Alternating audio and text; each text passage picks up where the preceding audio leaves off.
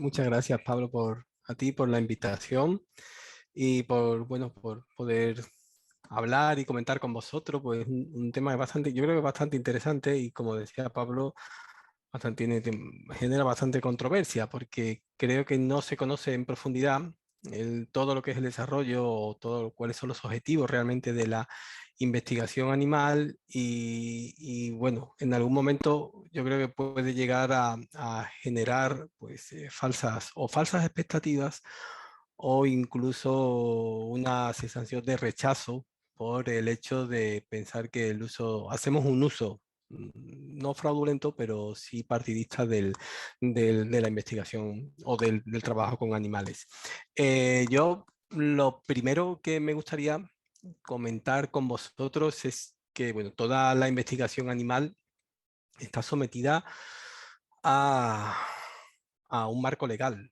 O sea, nosotros no podemos trabajar con animales de la forma que queramos, sin ningún tipo de control, sino que todos estos procedimientos que utilizamos están, por decirlo de alguna forma, vigilados y evaluados por comisiones que, bueno, digamos que funcionan bajo unos parámetros de evaluación del tratamiento de los animales que, bueno, pues intento mantener siempre el máximo respeto para cada especie animal. Por haceros así un breve resumen, yo aquí hay unas pinceladas, ¿no? La evolución, ¿no? De lo que es el tratamiento, el trabajo legal a la hora de utilizar modelos animales. Yo me voy a dedicar exclusivamente a la experimentación, pero esto es ampliable a pues a una granja o a cualquier dependencia que trabaje con animales, que sí, no es exclusivamente para la universidad o los laboratorios donde trabajan con animales, sino que es para prácticamente, o no, por decirlo de alguna manera, para todo, ¿vale? Los puestos, las granjas, trabajo, empresas que trabajen con animales. En España, y por referirme más concretamente al marco que más conozco, que en la Comunidad Europea, desde el año 88 ya empezamos a tener ya reales decretos que, bueno, pues empezaban a identificar cuáles eran los procedimientos que se podían o no utilizar con especies animales. Y es a partir del 2005 cuando ya la Comunidad Europea empieza ya a diseñar programas estratégicos para definir cómo tienen que ser las instalaciones, ¿vale? O sea, las instalaciones que posean animales, que trabajen con animales y cómo esos animales deben estar estabulados de alguna forma. En nuestro caso, por ejemplo, trabajamos con roedores y los roedores tienen que tener unas dimensiones específicas de las cajas y las cajas tienen que tener una serie de, bueno, pues, elementos que enriquezcan el ambiente para que el animal pueda, digamos, vivir en un ambiente, bueno, pues medianamente aceptable. Es importante porque, mira, en el año 2007 ya empiezan ya a crear lo que es el primer régimen sancionador, es decir, ya no solo son reales decretos que te dicen cómo tienes que hacer las cosas, sino que además, si no las cumples, a partir del 2007 tenemos un régimen sancionador que en el peor de los casos pueden acabar pues cerrando el estabulario y por lo tanto pues terminar con la línea de trabajo que estás desarrollando. En el 2010 viene el Real Decreto, ¿no? La directiva de la Comunidad Europea del 2010 y luego ya el Real Decreto 2013 ya sí empieza a articular, ¿vale? Elementos que van a actuar directamente sobre el funcionamiento y el desarrollo de los proyectos de investigación, ¿vale? Empiezan los comités éticos, ¿vale? Y esos comités éticos van a evaluar cada procedimiento que se utilice, hasta el punto de que si consideran que un procedimiento no es adecuado o que se puede sustituir por un procedimiento que es menos lesivo por el animal, pues automáticamente va a solicitar el comité ético que cambies el procedimiento y así debe ser. Y tenemos que cambiar el procedimiento y seguir las directrices que nos indican los comités éticos. Y ya en el año 2015, ya muy reciente, ya empieza lo que es la formación y la capacitación de los investigadores. Es decir, ya un investigador que vaya a trabajar en experimentación animal no puede hacerlo si no tiene una capacitación concreta que está bajo las directrices que indican la Comunidad Europea. en nuestro caso, la Comunidad Europea. Yo sé que en Estados Unidos funciona de forma diferente porque son cada estado el que define cómo tiene que, son más o menos similares, ¿no? Pero cómo tiene que desarrollarse la formación del personal que va a trabajar con animales. Aquí necesitamos un curso de capacitación que evidentemente tiene que impartirlo a alguien que presente o que posea la capacitación, pero lo que me gustaría recalcar es que toda persona o todo investigador que va a trabajar con animales no puede aprender a trabajar con animales mediante el uso de modelos animales. Tiene que previamente tener una formación concreta, una formación específica que le vaya a facilitar a la hora de trabajar con modelos animales y sobre todo a la hora de saber tratar al animal, ¿vale? Con el respeto que el animal merece. Dicho esto, aquí sí me gustaría mostraros bueno, el porcentaje de trabajo en modelos animales, ¿vale? Relacionados concretamente con la investigación animal. Si veis ahí, prácticamente casi el 70-75% de estudios en modelos animales se utilizan en roedores, ¿vale? Eh, es lo más, digamos, es el primer modelo de trabajo. El roedor es el primer modelo de trabajo, que ahora veremos cuáles pueden ser los objetivos en psicología y en neurociencia en general. El roedor es el primer modelo porque es el modelo más asequible, es más fácil de mantener, las especies son resistentes, ¿vale? El sistema inmunitario tiene un sistema inmunitario aceptable que va a funcionar bien dentro de un laboratorio, y nos permite pues un primer acercamiento al estudio de, en nuestro caso en la psicología, el estudio de determinados procesos. Si veis también ahí, prácticamente el estudio con simios y prosimios es del 0,10%. Es muy difícil trabajar con modelos, ¿vale? Con primates no humanos, ¿vale? Tienen una regulación, sobre todo en Europa. Sé que hay en algunos lugares del mundo donde las normas son más laxas y es verdad que en algunos casos, pues, bueno, pues digamos que se deriva hacia esos países gran parte de los estudios porque es más fácil trabajar, por ejemplo, con el caso de algunos primates.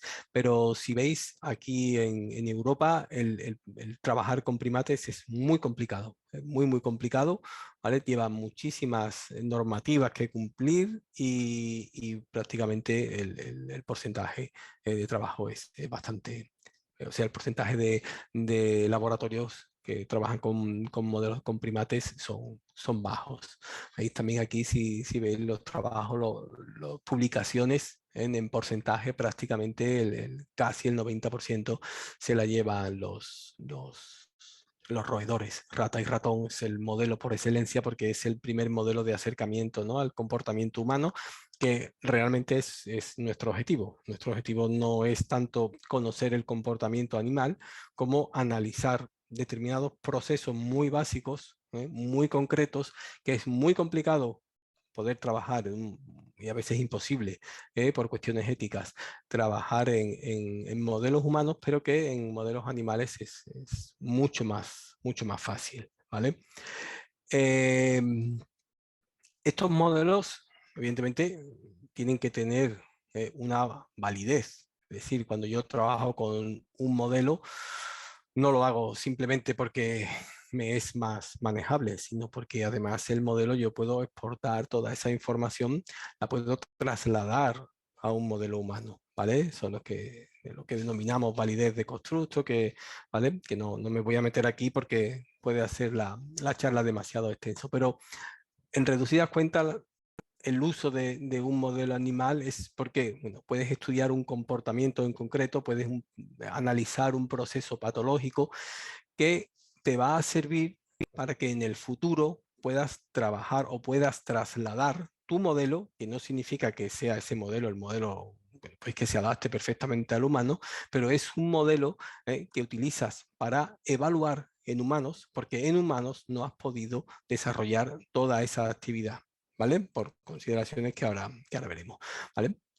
Son consideraciones éticas, porque realmente en el modelo animal sé que hay mucha gente que está en contra del desarrollo, del estudio en modelos animales, pero la pregunta o la consideración ética es hasta dónde podemos llegar, hasta dónde estamos dispuestos a llegar, es decir, o hasta dónde estamos dispuestos a qué estamos dispuestos a renunciar, ¿vale? Porque, vale, si eliminamos los modelos animales, se reduce considerablemente nuestra capacidad para trabajar o para intentar descifrar cuáles son los componentes o los elementos que alteran el funcionamiento de un humano, o una enfermedad o un trastorno, el desarrollo, por ejemplo, ¿no? Muy típico ahora, ¿no? El desarrollo de vacunas, ¿eh? No podemos, ¿eh? O bueno, sí podemos. Lo que pasa es que el desarrollo de vacunas aplicado directamente a humanos puede ser más contraproducente que pasar la enfermedad. Entonces, el uso de modelos animales nos permite iniciar lo que es el filtrado de toda la información y de y de todos los procesos que vamos a ir depurando hasta llegar al modelo humano. Normalmente en psicología solemos utilizar los modelos inducidos o por modificación genética.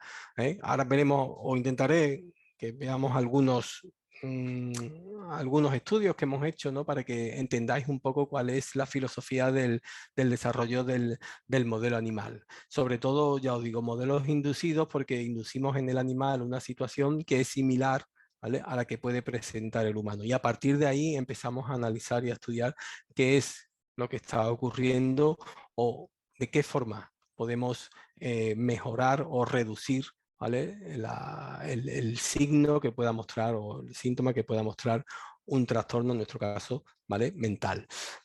Una de las cosas que he encontrado muchísimas veces es el típico coletilla de el modelo animal no aporta información al modelo humano, o proponer modelos animales es una forma más de reduccionismo.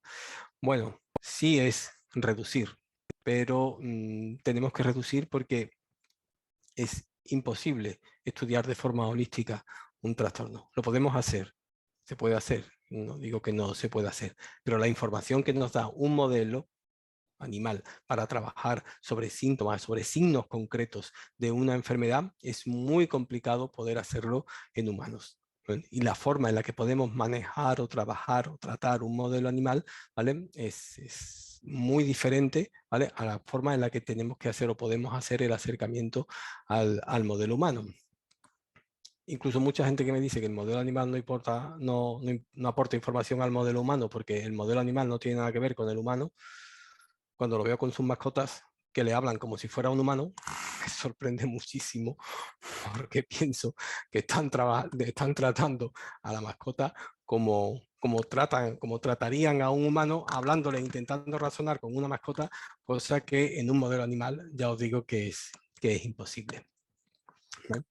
¿Y por qué comento todo esto? Mirar, para que veáis una forma, ¿vale?, de acercamiento al estudio, ¿vale?, en humanos, o al estudio de trastornos concretos en humanos y el acercamiento en el modelo animal.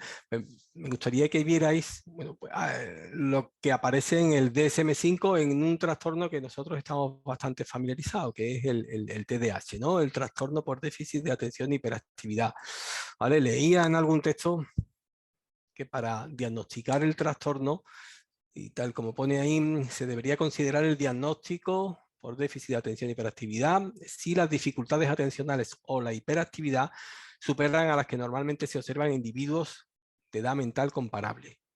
Claro, aquí desde el punto de vista, o desde nuestro punto de vista, la subjetividad es tan alta que podemos diagnosticar trastornos simplemente por una, digamos, por una diferencia a la hora de valorar lo que consideramos normalmente, que superan lo que define aquí como normalmente. Y si veis ahí desde la A a la F, ¿vale?, de la A a la C en la segunda toma, aparecen los criterios diagnósticos del DSM-5. O sea, esto no está inventado, esto es lo que pone, esto es lo que utilizan los especialistas a la hora de diagnosticar este trastorno.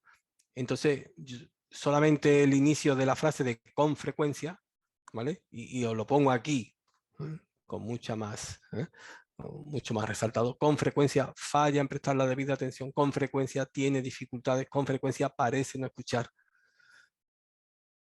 Dependiendo de la tolerancia de los padres, o no solo de la tolerancia, del cansancio, de la fatiga de los padres. Si trabajan durante todo el día, tienen que volver a casa, ¿vale? Y el crío no ha tenido la suficiente, digamos, actividad física necesaria que necesita cualquier crío, pues en algún momento podemos caer en la tentación de intentar buscar o intentar definir un trastorno. Porque a excepción de, bueno, hay una visión general y es que muchas veces tenemos la sensación de que el fármaco lo que va a hacer es conseguir un objetivo y facilitarnos un objetivo, cuando el fármaco es simplemente el medio para conseguir un objetivo. Y aquí con mucha facilidad se puede caer en la tentación de utilizar un fármaco, porque el fármaco siempre, o algunas personas piensan que siempre va a tener efectos positivos sobre la conducta del crío, en este caso.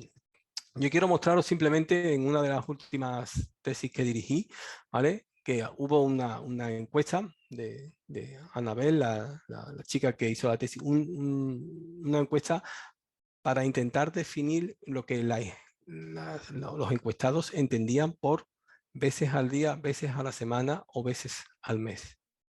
La muestra es de unos 259 sujetos, que la verdad que es relativamente alta, no es especialmente alta, pero sí es buena para que podamos ver lo que queremos ver. La gran mayoría, en veces al día, ¿veis? Prácticamente el 40% considera que es alto, ¿vale? Que con frecuencia, que con una vez al día lo consideran alto.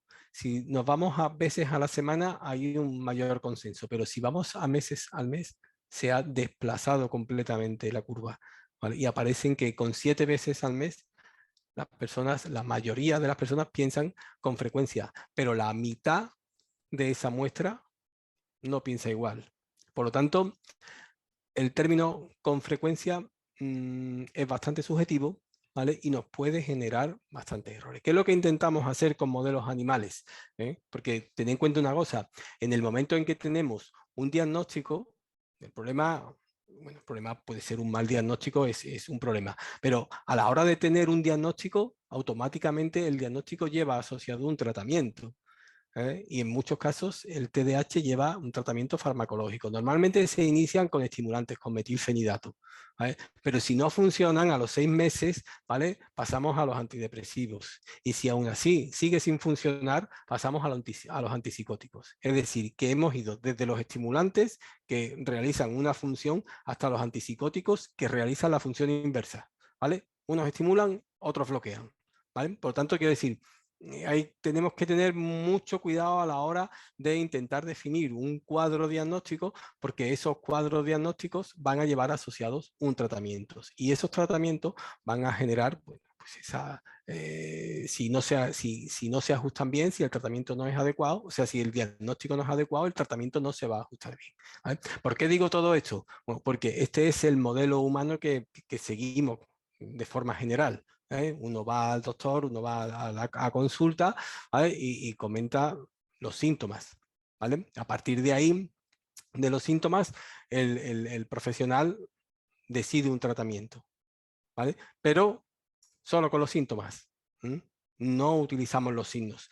Que los signos son los que nos interesan a los que trabajamos con modelos animales. Porque yo a un animal no le puedo preguntar absolutamente nada, no tiene ningún sentido, ¿vale? Entonces el animal no me puede dar su valoración del problema. Por lo tanto, no me va a hablar de síntomas. Con su respuesta, lo que me va a dar es información sobre los signos, ¿vale? Entonces, si sabemos, por ejemplo, que nosotros trabajamos en infancia, adolescencia, sí sabemos, por ejemplo, que hay ventanas donde el riesgo de presentar un trastorno mental es mayor que en otros momentos de nuestra vida. Por ejemplo, ¿veis? Si veis ahí en el control de impulso, aproximadamente entre 5 y 15 años, ¿vale? Puede aparecer el caso. En el caso de los desórdenes por estado de ánimo, un poco mayor, ¿no? A partir de los 15 hasta los 35, hasta lo que es la media vida, ¿no?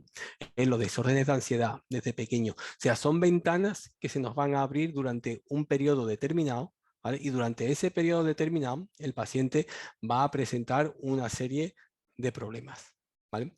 Normalmente, cuando alguien viene o asiste a consulta con un problema de control de impulso, un problema de ansiedad, lo que el terapeuta hace siempre es valorar los síntomas. Y a partir de esa valoración, que es una valoración subjetiva de síntomas, porque dos personas con el mismo cuadro pueden referenciar los síntomas de forma diferente, uno con mayor intensidad, otros con menor intensidad, y igual estamos hablando del mismo síntoma. Uno, por ejemplo, podría recibir tratamiento farmacológico y el otro psicológico, y el otro se quedaría simplemente en el tratamiento psicológico. Todas estas cosas son importantes porque nos ayudan, ¿vale?, a entender que podemos intentar definir los trastornos mentales excluyendo los síntomas. ¿De qué modo? Mirar, ¿vale? Yo sé que en esos periodos de alto riesgo, en la corteza prefrontal, ¿vale?, va a haber durante la adolescencia un aumento de procesos inhibitorios. Es decir, que desde la infancia o durante la adolescencia y el paso de la infancia a la fase adulta, durante esa fase, nuestro cerebro va a ir cambiando. Eso es así, ¿vale? Nuestro sistema prefrontal cambia y aumentan las sinapsis inhibitorias. Y si no lo hacen, entonces tenemos problemas y graves, ¿vale? Esas sinapsis inhibitorias nos van a hacer, pues, tener, bueno, todo el mundo ha visto, ¿no? Los niños, su capacidad inhibitoria es mucho menor, ¿vale?, que en un adulto. Los adultos solemos tener, en condiciones normales, una capacidad inhibitoria mucho mayor, ¿vale?, que la que presenta un niño. Esto cambia a lo largo de la adolescencia, ¿vale? Y cambia porque nuestro lóbulo prefrontal está cambiando. Porque el lóbulo prefrontal es fundamental y está bastante implicado en muchos trastornos mentales. Y ahora veremos qué relación tiene, ¿vale?, que tiene con los modelos animales. Yo en un adulto o en un ser humano, sé que la fase de la adolescencia va a durar desde los 10, 11 años hasta prácticamente los 19, 20 años. ¿Vale? Aproximadamente es lo que dura el proceso madurativo del córtex prefrontal.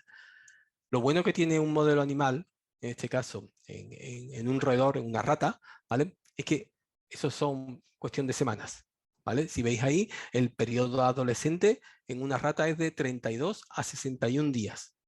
Y a partir de los 61 días, la rata se considera adulta. Es decir, su sistema nervioso ha madurado lo suficiente como para, ¿vale?, entender que, digamos, que llega a su fase máxima de desarrollo. Ya a partir de ahí, los cambios que se generen serán cambios plásticos o, bueno, el declive cuando empiece a aumentar la edad, el declive normal por la edad. Pero tenemos una infancia de prácticamente 28 o 32 días, ¿vale?, y una adolescencia de un periodo similar. Con lo cual tenemos una ventana donde podemos reducir todo lo que ocurre en el ser humano en 10, 11 años, ¿vale?, a prácticamente, pues, unas 4 o 5 semanas. Nosotros, por ejemplo, trabajamos con signos. Yo no puedo trabajar con síntomas. Yo tengo una rata, yo no sé lo que es una rata con una esquizofrenia, o yo no sé qué es una rata hiperactiva. No lo sé porque yo no trabajo, o sea, no podemos saberlo. Es decir, una rata esquizofrénica no tiene sentido, ¿eh? Nosotros lo que hacemos son estudios sobre signos, ¿vale?, que en los humanos sabemos que se presentan de forma similar cuando padecen ese trastorno. Mirar, uno muy sencillito, ¿va?, porque he elegido los modelos más simples para para intentar ser lo más divulgativo posible, ¿no?, a la hora de trasladaros, ¿no? La importancia del modelo animal y por qué utilizamos el modelo animal, ¿vale? Es una cosa, es un procedimiento que se llama inhibición prepulso. Y es muy simple porque todo el mundo la conoce, ¿vale? El pulso o la startle response es la respuesta que realizamos cuando alguien pues nos da un susto, algo por sorpresa, ¿vale? Y damos un pequeño salto, ¿vale? Un movimiento rápido, ¿vale? Normalmente defensivo, ¿vale? Cuando alguien nos asusta sin esperarlo.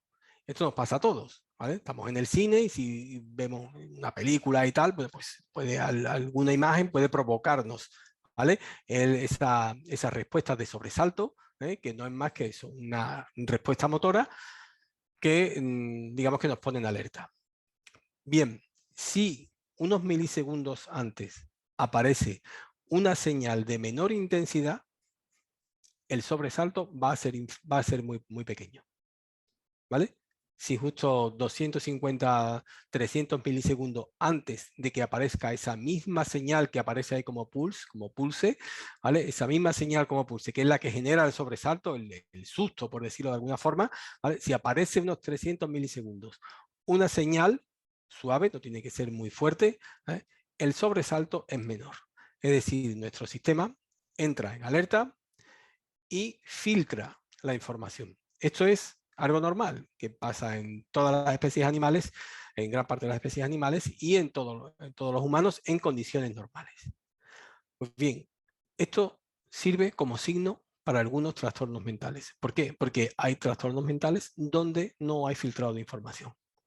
En un brote esquizofrénico no hay, por ejemplo, filtrado de información. En pacientes que tienen familiares o que tienen una historia donde hay rasgos esquizoides, también falla. Es decir, también hay problemas a la hora de filtrar la información. Si utilizas el prepulso con un pulso, la respuesta es exactamente igual que si no hubieras utilizado el prepulso, ¿vale?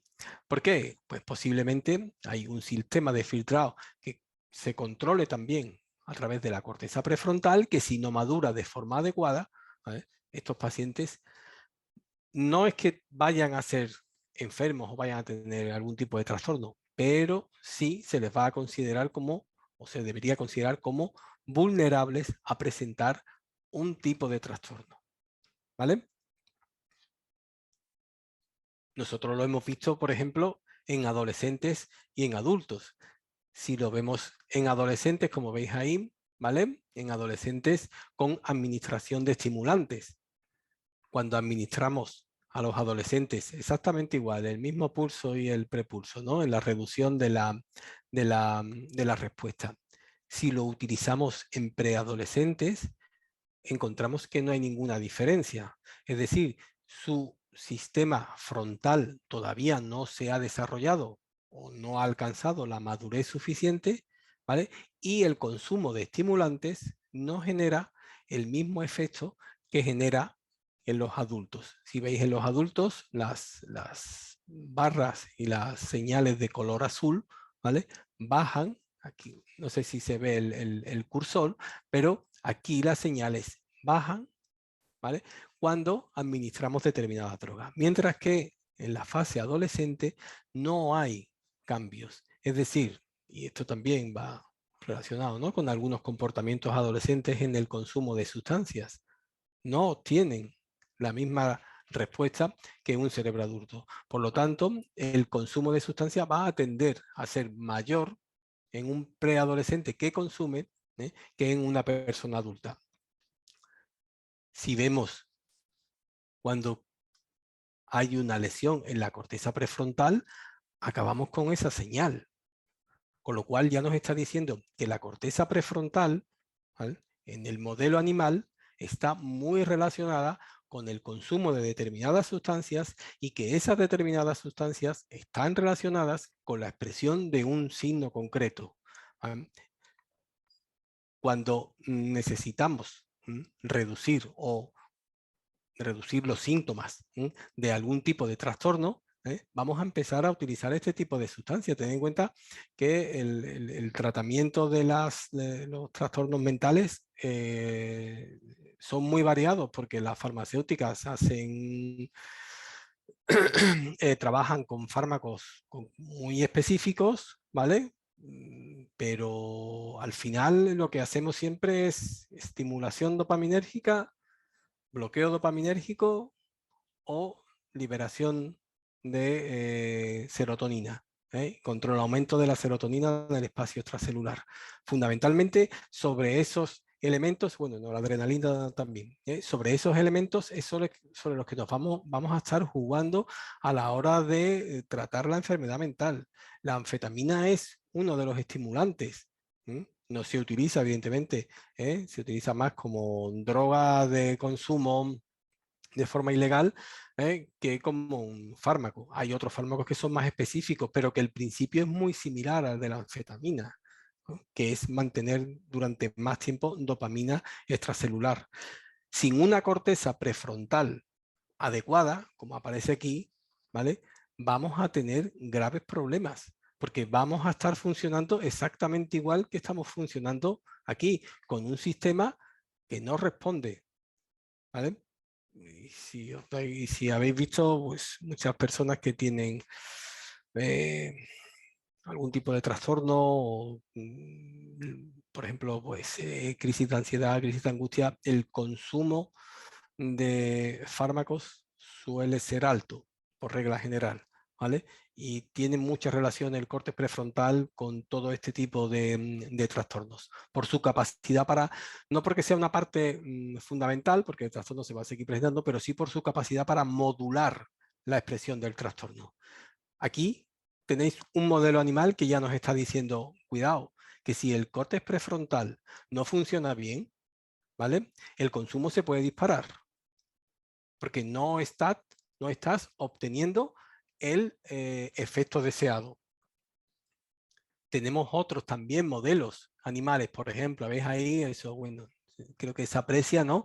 Son ratas en unas cajas de comportamiento, llamamos cajas de Skinner, ¿vale? Y en esas cajas de Skinner, pues empezamos a utilizar una serie de procedimientos donde el animal, pues tiene que realizar pues, determinadas tareas para conseguir un reforzador. Un reforzador que no es más que una bolita dulce que a las ratas les encanta.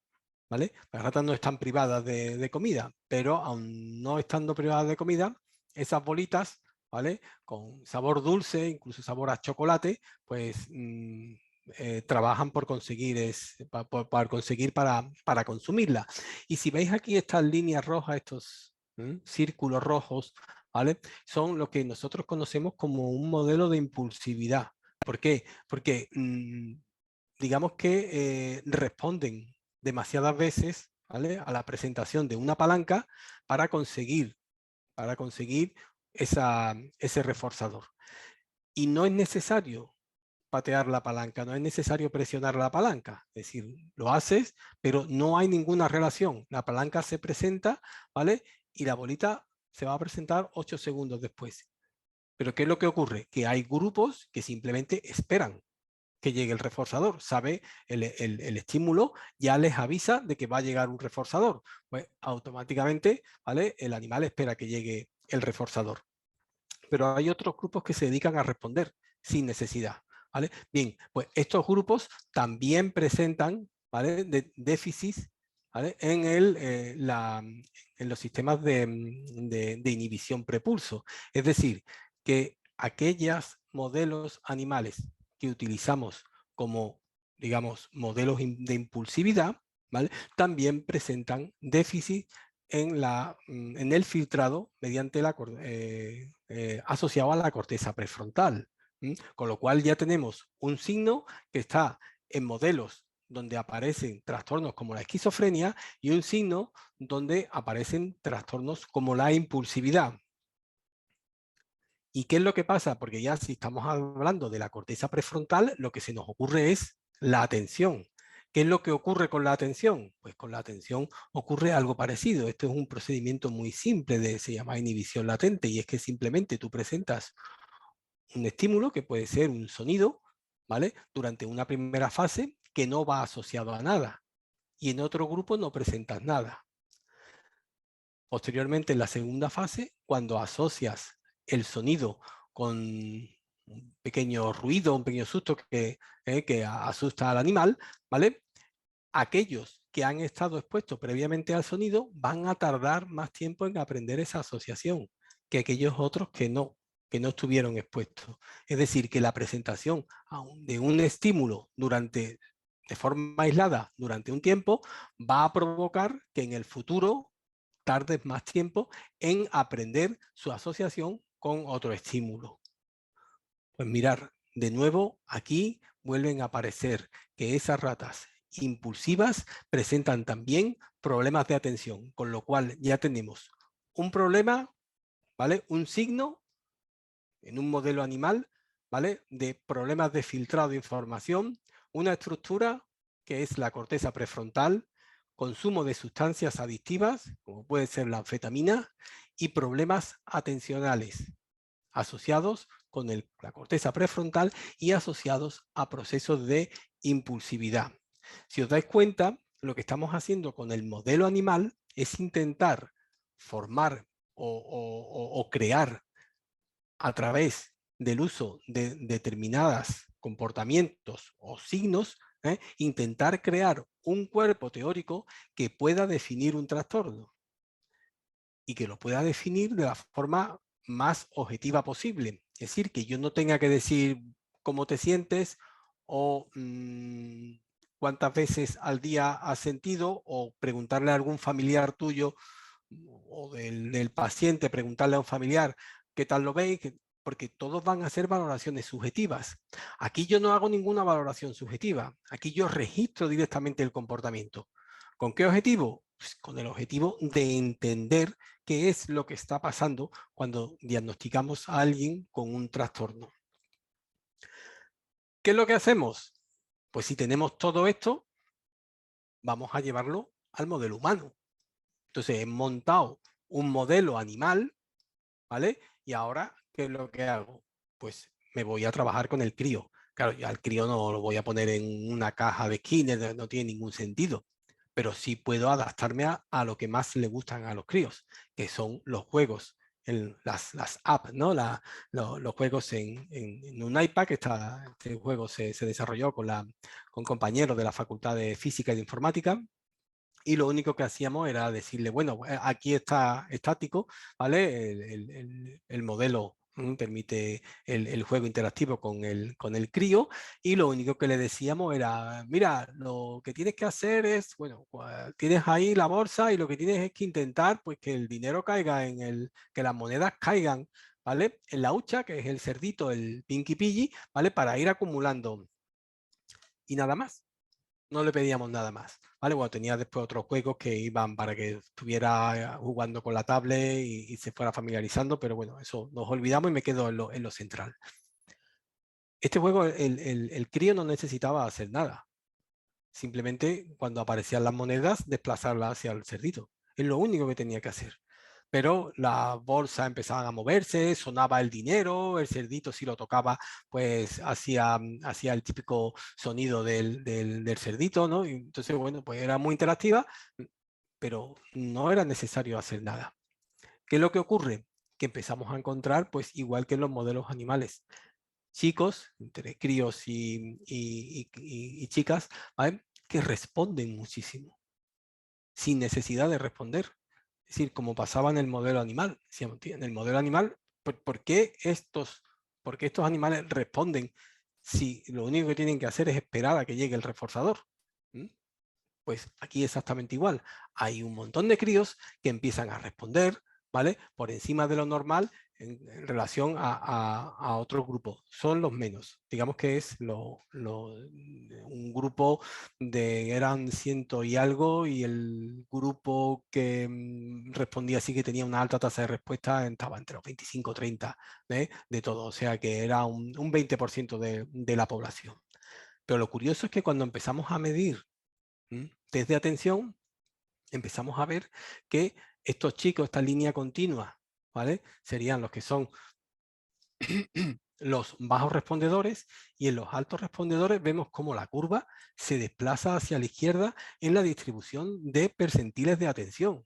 Es decir, que esos chicos que presentan una mayor tasa de respuesta, cuando evaluamos su atención mediante un test convencional, los test que se suelen utilizar, empiezan a presentar también un desplazamiento hacia la izquierda, que es una reducida capacidad atencional, en este caso atención sostenida, ¿vale? Es decir, el modelo animal nos estaba indicando, hay actividad prefrontal deficitaria, hay actividad o impulsividad o aumento en la tasa de respuesta, hay problemas en el filtrado de información y hay problemas atencionales.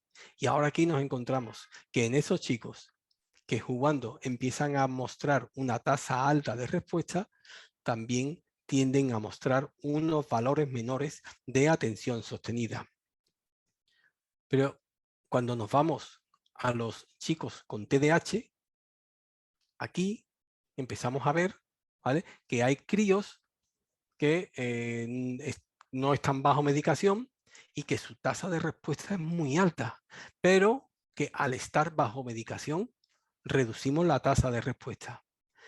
¿Esto aumenta sus competencias? Pues la verdad es que no lo sabíamos. Entonces lo que hicimos fue volver otra vez al modelo animal. Es decir, yo tengo aquí una duda porque no entiendo bien qué es lo que está ocurriendo, porque sé que están bajo el consumo de metilfenidato y aquellos que están bajo el consumo de metilfenidato reducen claramente el signo, la expresión del signo, no el síntoma. ¿Eh?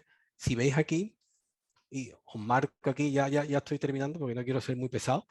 Si veis aquí, cuando empezamos a utilizar metilfenidato en estos animales, ¿vale?, veis aquí cómo aumenta la tasa de respuesta, ¿vale?, en este modelo animal, empezamos a utilizar el metilfenidato, entonces empezamos a ver cómo hay una caída en la respuesta, una caída muy clara. ¿Veis? Los puntos negros son los días que administramos metilfenidato, mientras que los blancos son los días, que eran días alternos, donde no había consumo de la sustancia.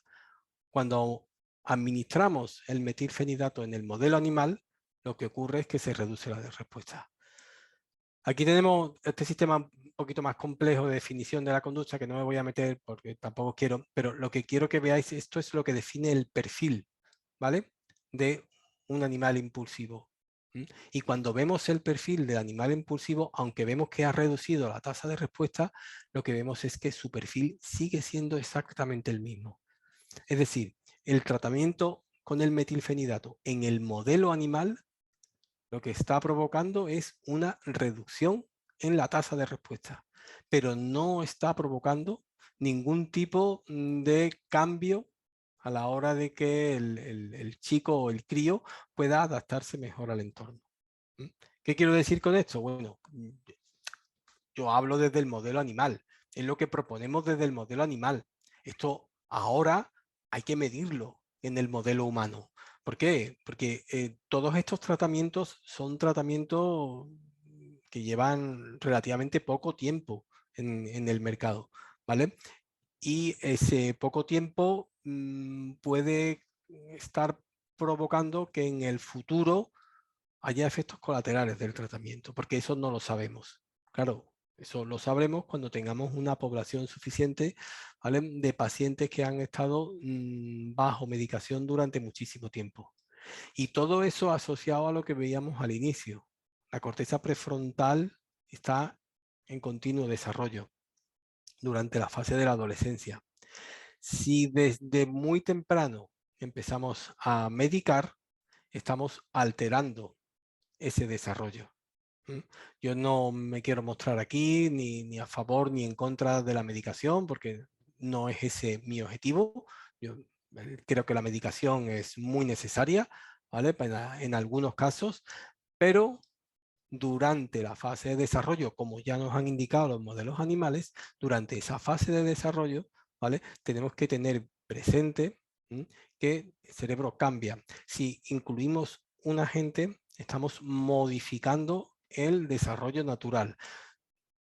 No estamos orientando el desarrollo hacia un desarrollo normal. No, estamos forzando, ¿vale?, la respuesta de, en este caso, nuestra corteza prefrontal para que se ajuste a las exigencias del entorno, ¿vale?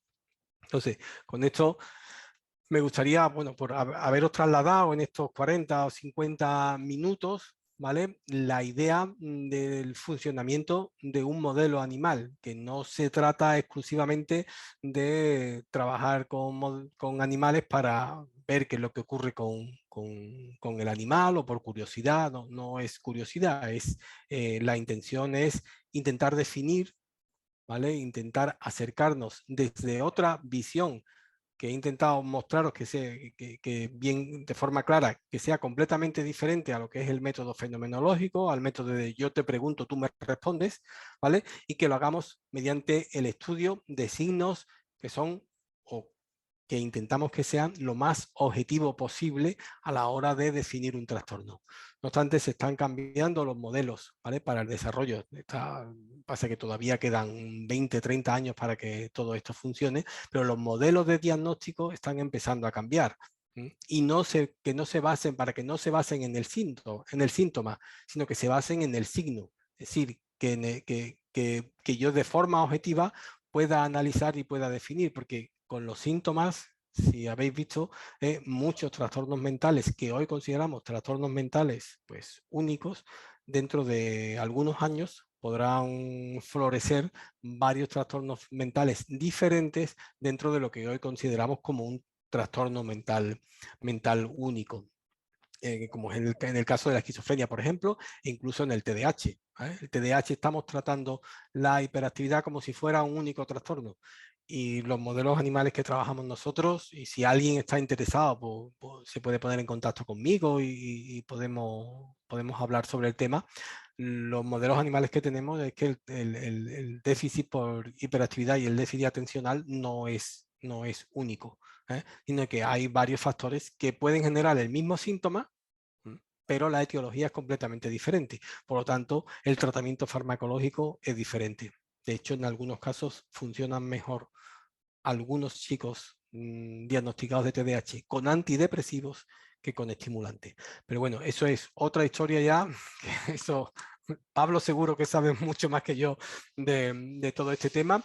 Yo simplemente despediros y bueno, comentaros que bueno, todo esto no es un trabajo mío, sino que detrás hay un equipo, ¿no? de trabajo que desarrolla su actividad toda en el Laboratorio de Conducta Animal y Neurociencia, ¿vale? Y que gracias a ello, bueno, pues hemos podido desarrollar, ¿no? y crear el laboratorio.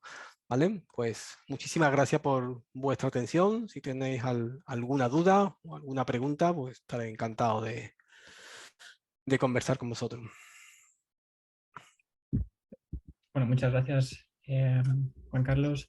Mientras los asistentes se animan a plantear alguna pregunta o no, pues bueno, agradecerte la presentación a ti y al Dream Team también del laboratorio que diriges y del que eres responsable. Y bueno, simplemente por tratar de ayudar a los asistentes a recordar algunas de las ideas que se han presentado a lo largo de estos minutos.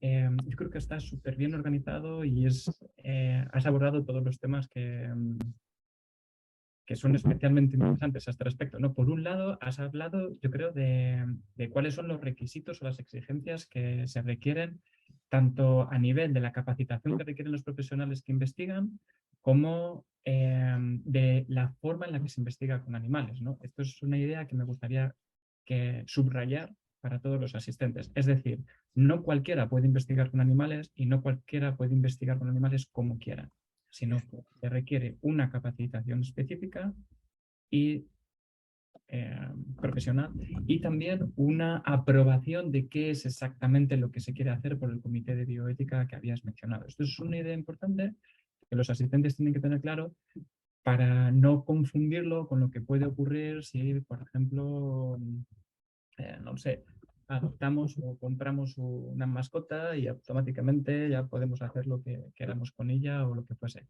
Esta es una idea importante. Y otra idea importante que me gustaría subrayar es la lógica que hay detrás de la investigación animal. Por supuesto, hay similitudes y diferencias con humanos, ¿no? Pero precisamente el hecho de que tengan una vida más corta y de que sean más sencillos en cierto sentido, nos permiten estudiar procesos que cambian a lo largo del ciclo vital de Sí. forma rápida. Es decir, si tuviésemos que estudiar humanos y esperar 80 años a ver qué es lo que pasa, pues nos pasamos aquí varias generaciones. No merece la pena. Claro, entonces es muy importante subrayar que, claro, la posibilidad de estudiar cambios y efectos que afectan a todo el ciclo vital en unas pocas semanas es muy potente. Y la tercera idea con la que me he quedado, ahora me dices si me he dejado algo muy importante quizás, son las implicaciones que tiene, ¿no? A nivel de traducir los hallazgos que tenemos a humanos. Es decir, por una parte los humanos tenemos la ventaja de funcionar y comunicarnos a través del lenguaje, pero eso también implica una complejidad y una oportunidad de confusión, de subjetividad que tú has descrito perfectamente. Y sin embargo, las ratas, por suerte, están calladas. Entonces tenemos que, claro, no nos pueden confundir, como tú decías, ¿no? No te pueden engañar. Exactamente, no te pueden engañar ni te pueden despistar. Entonces, yo creo que eso tiene que ver con esta énfasis que ponías en detectar los signos, es decir, determinar aspectos biológicos que no son subjetivos, que no son dependientes de cómo lo interprete una persona o otra. Y dentro de esa línea, me parece brillante la forma en la que investigáis en el equipo algunos aspectos, como por ejemplo la atención, es decir, la capacidad de discriminar entre estímulos relevantes o estímulos irrelevantes, o de habituarse a estímulos a los que estamos expuestos, ¿no? Entonces, me quisiera destacar para todos los asistentes lo, lo inteligente y lo útil de estudiar cosas tan sencillas como cómo respondemos casi o cómo nos habituamos a sustos o a Sí. estímulos a los que con los que no contamos, o cómo somos capaces de inhibir estímulos que son irrelevantes para lo que estemos haciendo. Y con aspectos o signos tan sencillos somos capaces de extrapolar o de predecir cómo se van a comportar personas que se comportan de forma impulsiva y que pueden generar problemas, o incluso cuadros tan complejos y heterogéneos como la esquizofrenia. Entonces, bueno, ese es un resumen que yo he hecho, que me gustaría compartir con los asistentes por si les ayuda a plantear alguna pregunta o curiosidad al respecto. Y quería hacerte una pregunta, o un par de preguntas. Una es sobre si existe o habéis analizado o tenéis alguna idea sobre los efectos a largo plazo del metalfenidato en ratas. Porque claro, en humanos, como has dicho, ¿no? Es muy difícil estudiar qué consecuencias tiene estar tomando esta medicación durante décadas, porque es relativamente reciente. Pero en ratas, ¿habéis detectado o se conoce algún efecto asociado al consumo durante la adolescencia o el desarrollo del corteza frontal o después? Claro, el proyecto que tenemos ahora que tenemos vigente y que estamos trabajando porque intentamos administrar a los animales en la época en la que los críos empiezan a tomar el metilfenidato, alrededor de los 7 años, 7 u 8 años, es donde suele empezar, aunque es verdad que te recomiendan que no empiecen hasta los 12. O sea, se recomienda que el tratamiento, pero bueno, y España especialmente está advertida del excesivo consumo de fármacos, porque se recetan demasiados fármacos y especialmente a niños, ¿vale? Entonces la Comunidad Europea sí ha avisado a España de la facilidad que tiene para administrar determinados fármacos en determinadas poblaciones, en este caso en niños. Con animales estamos trabajando y sí, parece que empiezan a haber algunos resultados donde cuando el consumo es muy a largo plazo, cuando las ratas son adultas, empiezan a presentar algunos problemas de atención sostenida. ¿Vale? Todavía no tenemos los grupos completos, pero sí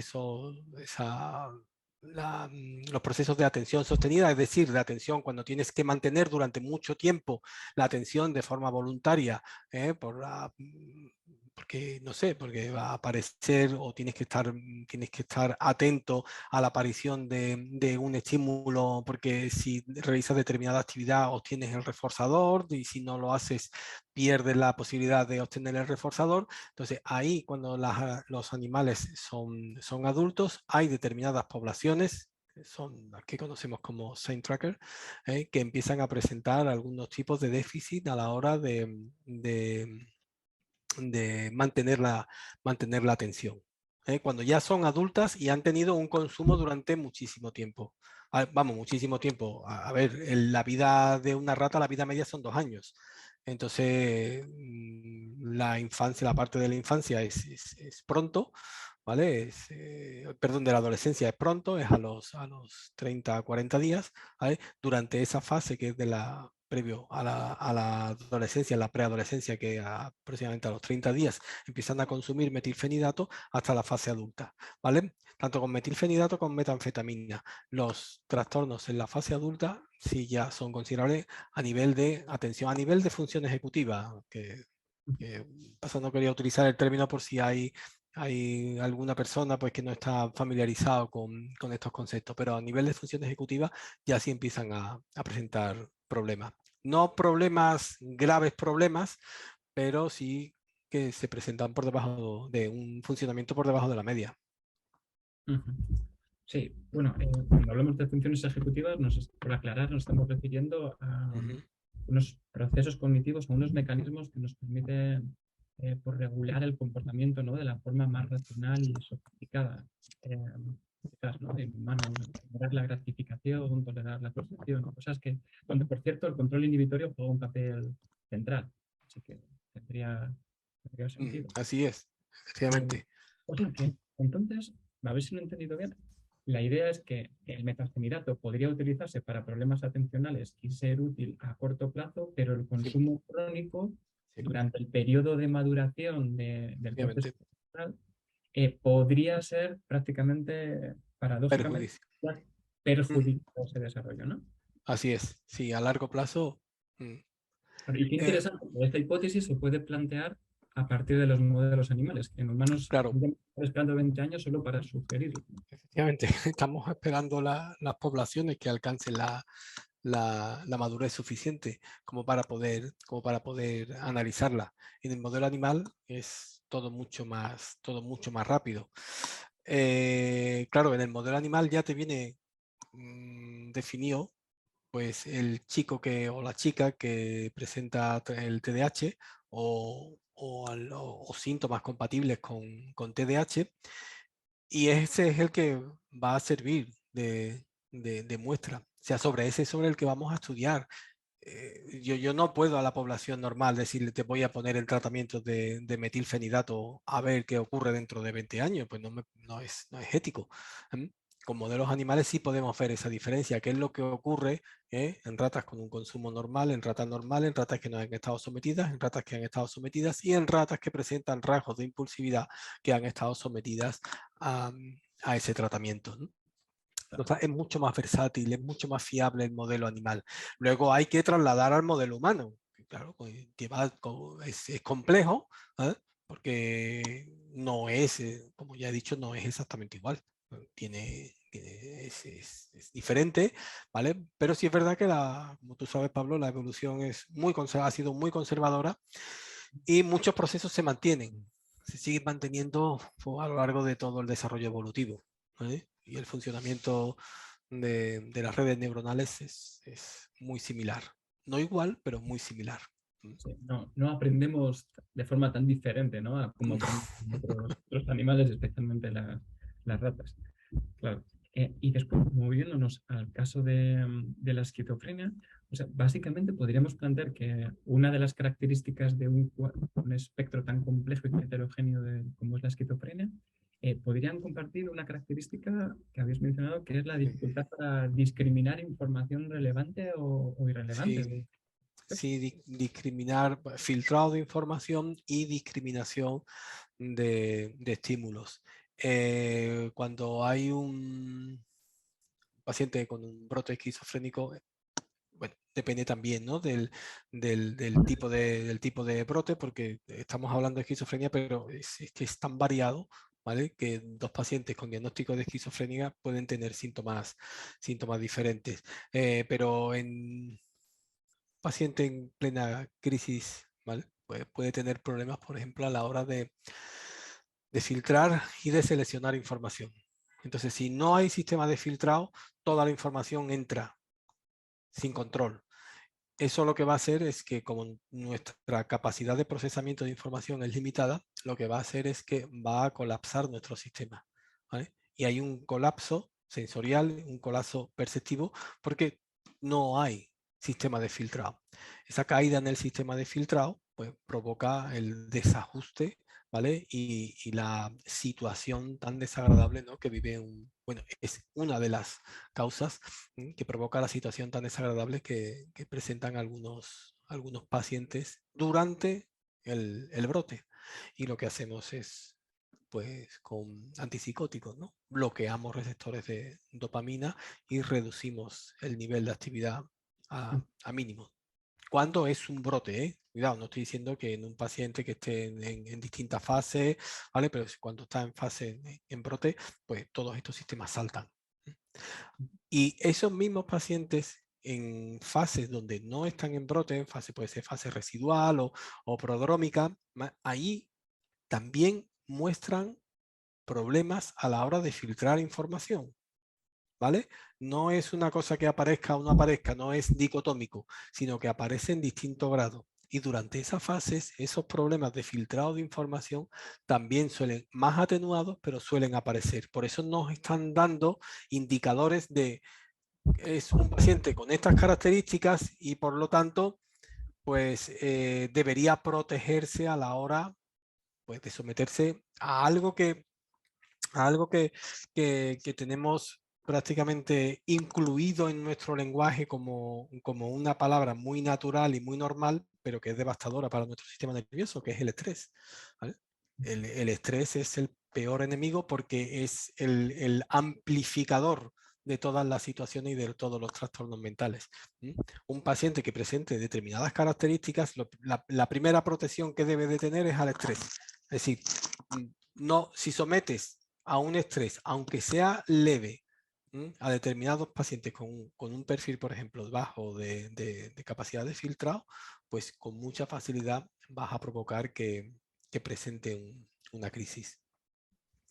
Entonces, bueno, eso, hay modelos animales que trabajan con el estrés, ¿vale? Y el estrés es de los fenómenos más devastadores, ¿no? Digamos a nivel contextual, que influyen sobre nuestro comportamiento y sobre nuestro desarrollo del sistema nervioso. Podríamos entrar aquí, Pablo, a hablar ya del estrés y de la exposición en críos, en el estrés, de cuando llegan a la fase adulta y qué es lo que pasa en los modelos animales y qué es lo que pasa en los críos. Y hay un paralelismo tremendo, ¿vale? Lo que pasa que eso no sé si aburriría mucho a los conferenciantes, pero es muy bonito ese tema, el tema de estrés, de críos que han estado sometidos pues, a vejaciones, a abusos, a bullying, ¿vale? Y qué es lo que ocurre cuando alcanzan la fase adulta. Porque durante toda esa fase de desarrollo, al someter a su sistema nervioso a estrés, ¿vale? Van a provocar un desarrollo deficitario de su corteza prefrontal. Pero bueno, es algo parecido a lo que hemos estado viendo, a lo que he intentado transmitiros con el estudio de la corteza prefrontal, el estudio de los signos, los marcadores conductuales que se asocien con marcadores biológicos para poder tener un cuadro un poquito más fiable a la hora de diagnosticar. Qué importante y sobre todo teniendo en cuenta, volviendo otra vez a la idea del estrés, en el contexto social en el que estamos viviendo, que cada vez es más rápido, más estresante, más demandante Así y es. se ha convertido ya casi en parte del decorado que mandamos. Sí, Y sí. yo creo que Es- ese es investigaciones... el problema cuando normalizamos lo anormal, Sí. lo que Y no debería ser normal. claro, y sobre Y todo... el estrés lo hemos normalizado como algo, bueno, pues como- algo normal en nuestra sociedad. Sí, pero claro, hay que entender también que existen periodos sensibles, ¿no? Has estado hablando La mm, infancia, la adolescencia, ese periodo en el que se desarrolla ese córtex prefrontal que es el responsable de las funciones ejecutivas, es decir, de ser capaces de ejercer ese vale. control Mm, inquisitorio que es tan importante. Así que sí, y el estrés perjudica a todos, perjudica especialmente en periodos sensibles como la infancia. efectivamente. Hay más. Nos Claro, perjudica siempre, pero en periodos sensibles es mucho más devastador el efecto. sí, sí, joder, qué interesante. Y bueno, no quería acabar, que estamos monopolizando, no quería acabar la presentación también sin hacerte la pregunta del millón. Es decir, la mayor parte de las personas que trabajan en psicología clínica, o con problemas, están familiarizadas con el DSM, con el manual que establece distintas categorías diagnósticas o trastornos mentales en función del síntoma, en función del discurso, la queja de la persona. Pero Así claro, es. y estás planteando que eso casi te genera más ruido o os genera más ruido. Que investiguéis con los animales que otra cosa. Y trabajáis con signos. Entonces, ¿cuál es el futuro? Que... Hombre, yo creo que el síntoma es importante. El síntoma es importante porque te sirve para orientar, ¿no? Al profesional le orienta por dónde puede ir. Pero el síntoma no debe ser el elemento que sirva para tomar una decisión de qué tipo de diagnóstico tiene que definir el profesional. Eh, esto 20, 50 años probablemente estaremos con algo que ahora parece que está empezando a desarrollarse, a coger fuerza, que es lo que es el endofenotipo. Es decir, tú tienes una serie de signos que te caracterizan, ¿no? Yo he hablado de algunos de ellos, de muy pocos, hay muchos más, pero yo he hablado de esto porque, bueno, son los, digamos que son los más fáciles de entender así para hablar de forma general.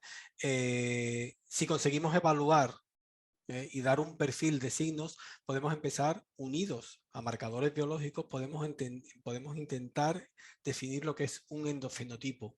El endofenotipo te va a identificar a ti